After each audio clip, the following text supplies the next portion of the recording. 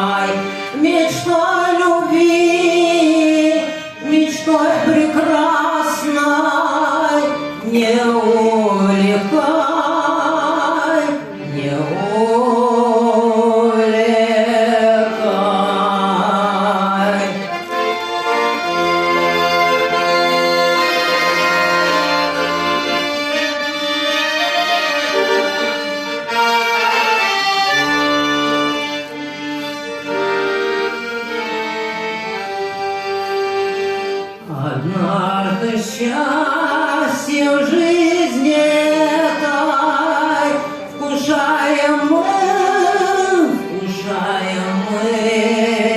светлым огнем любви согреты, оживлены.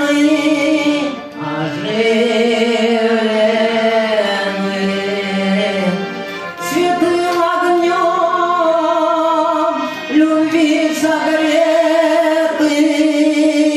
оживлены.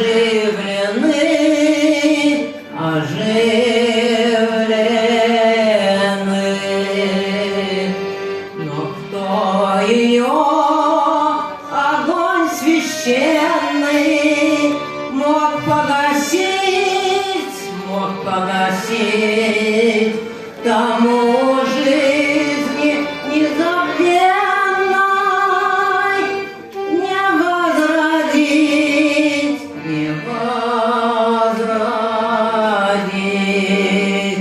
тому жизни незабвенной